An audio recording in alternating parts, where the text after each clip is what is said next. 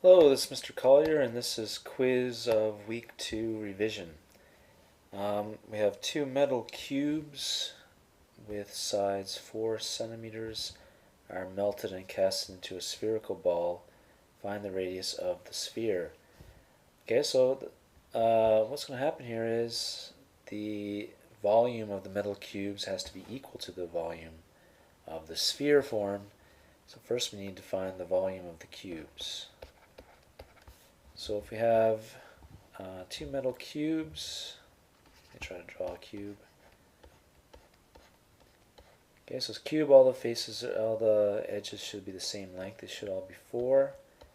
So the volume of one cube is 4 times 4 times 4, which is 64. Okay, so the volume of one cube is 4 times 4 times 4. There's 2 cubes, so the volume of the 2 cubes is going to be 2 times 4 times 4 times 4, which is 2 times 64, which is 128 cubic centimeters. It's melted down and made into a spherical ball.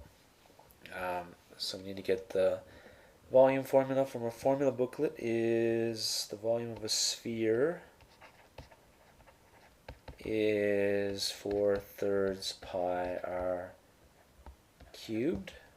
Okay, and that's going to be equal to the same as two of these melted down, so 128 cubic centimeters. Oh, we don't need the units right now. Okay, so we need to solve this little equation for r. So we can multiply both sides by 3 to get rid of that fraction. And we'll have 4 pi r cubed equals 3 times 128. Then we're going to divide by 4. We'll get, actually we divide by 4 pi. Okay, and then we'll get r cubed equals 3 times 128 divided by 4 pi. And then we'll take the cube root to get the radius.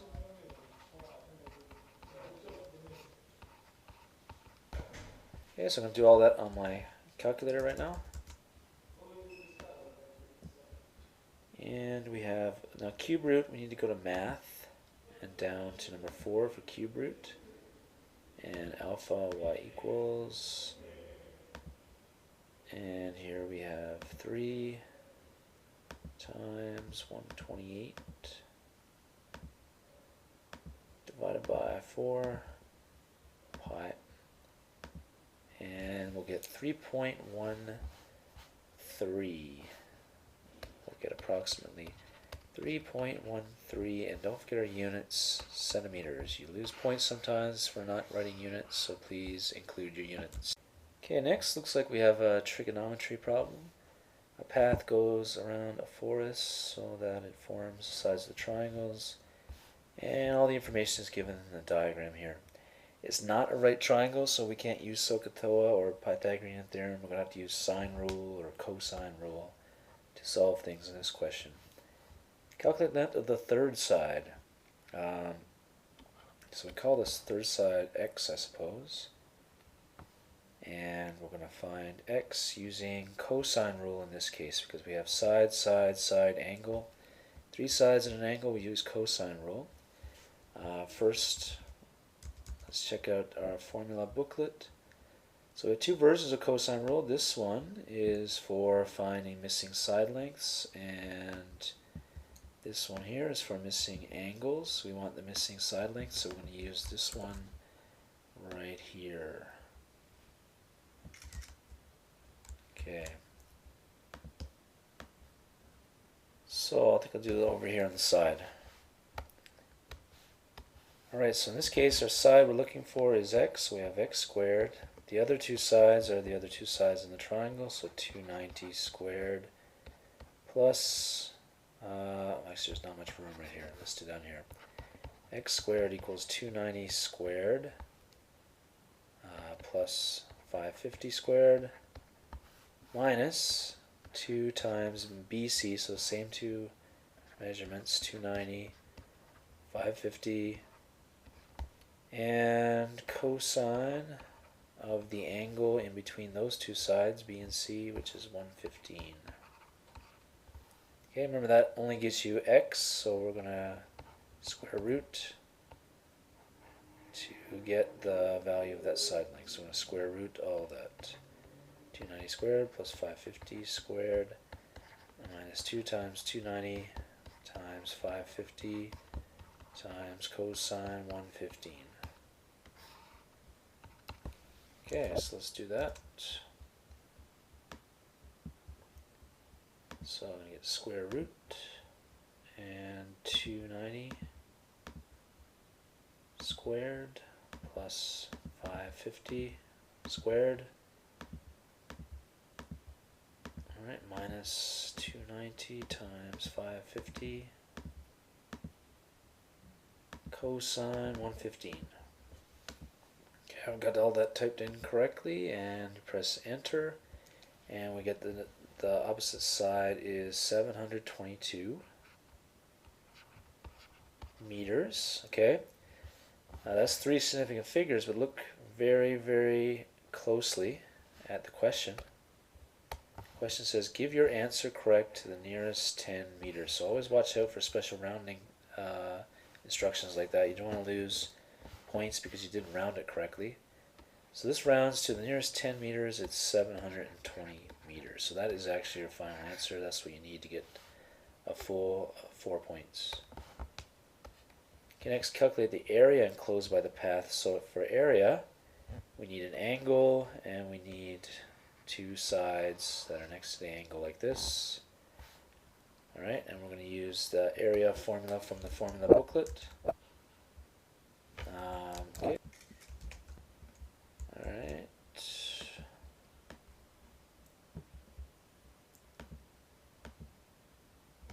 Okay.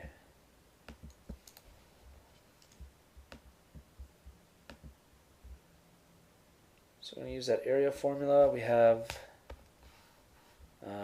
the two side lengths and the angle there, so we're going to do area equals, area equals half, and these are the two sides next to the angle, so half times 290 times 550 times sine of 115 degrees. So that's all we need to do. So half I can write as 0.5 if I want, times 290 times 550 times sine of 115. And we get 72,278.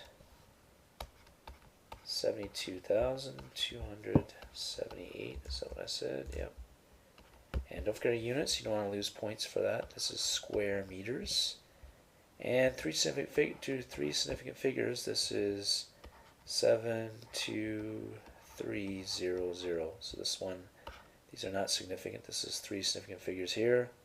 This one rounds up to 3, and it's meters squared. So there we go. Okay, next part. Inside the force second path forms the three sides of another triangle named ABC.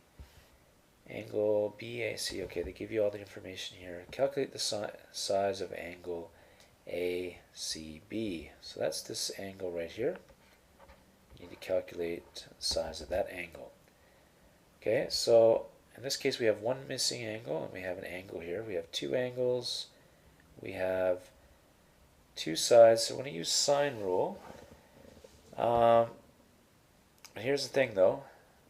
This side is opposite this angle. This side is opposite this angle. So when we use sine rule, we're actually going to find this angle first.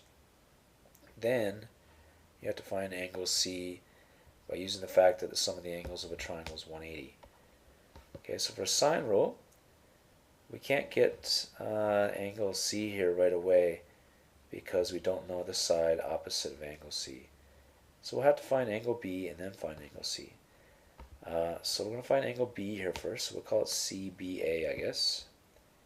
So the sine of angle CBA.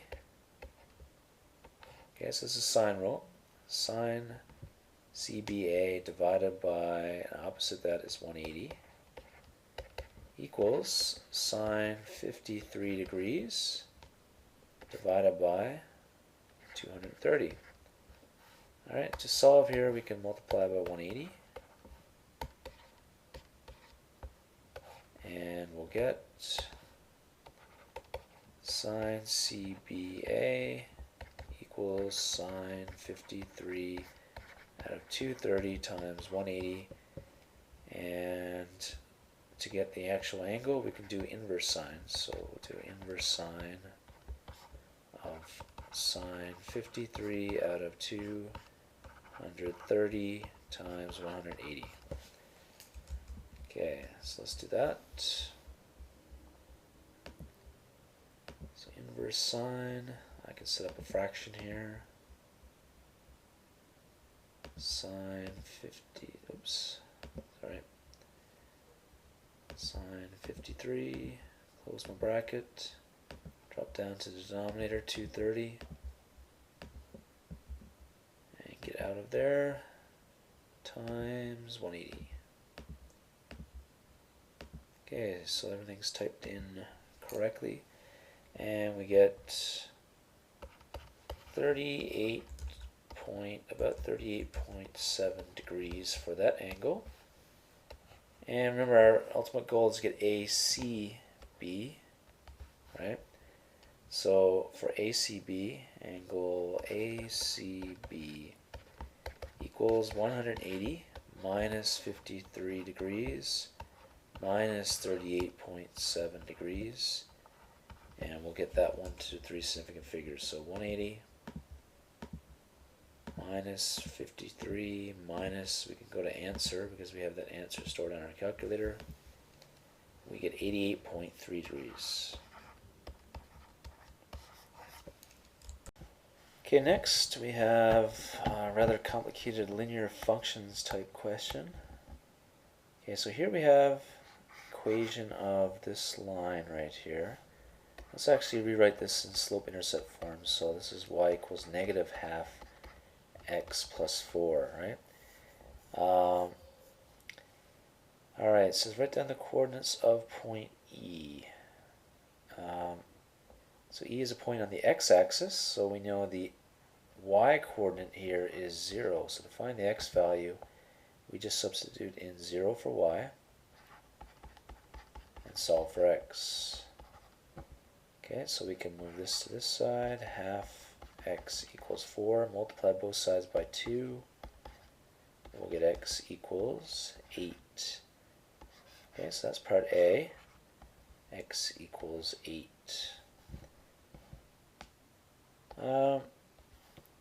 So actually, I don't know if I'm going to need this or not, but we know the coordinates of point D are going to be 0, 4, because the y-intercept is 4.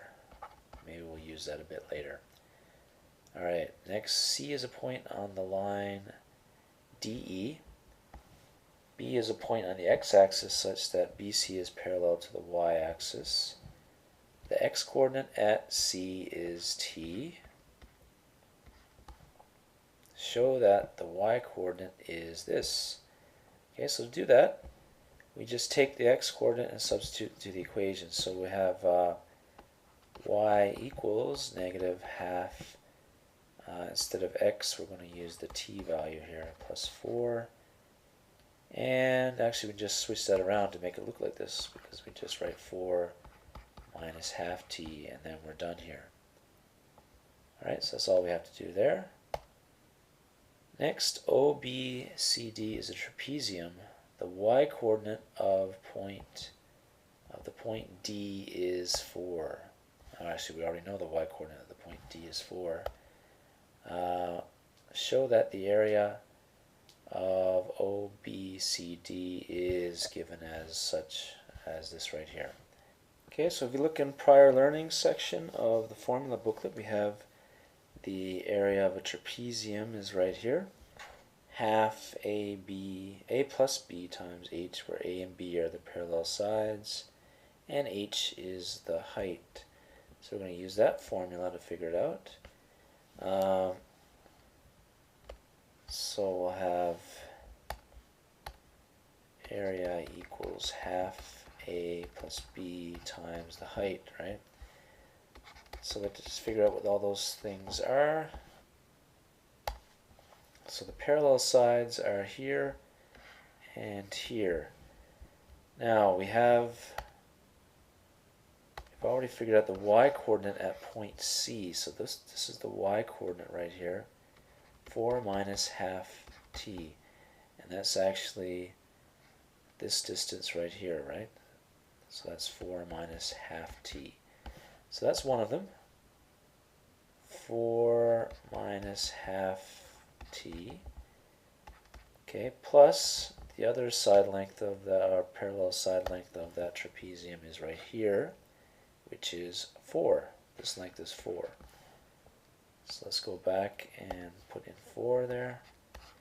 And the height of the trapezium is this distance, which is t.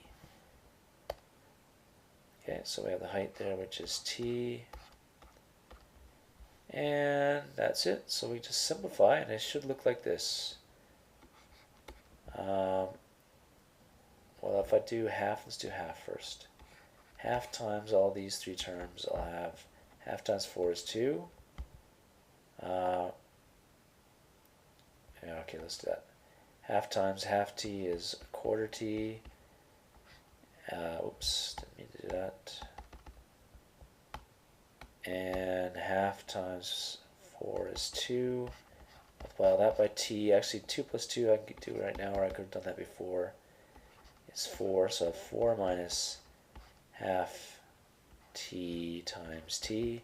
And if you multiply that out, you'll get 4t minus a quarter t squared, as they tell you it is in the question. Alright, so we've got the area formula for the trapezium. The area of OBCD is given as such. Write down a quadratic equation that represents this information. Alright, so they give us the area now. Right, we have the formula for the area. So we could just write down 9.75 equals 4t minus a quarter t squared. So I believe we can just write down this for now, and I believe the next part is actually to find the value of t. So we're going to be using this to find the value of t. So it's a quadratic equation. We want to get 0 on one side. Actually, I'm going to bring everything over to this side.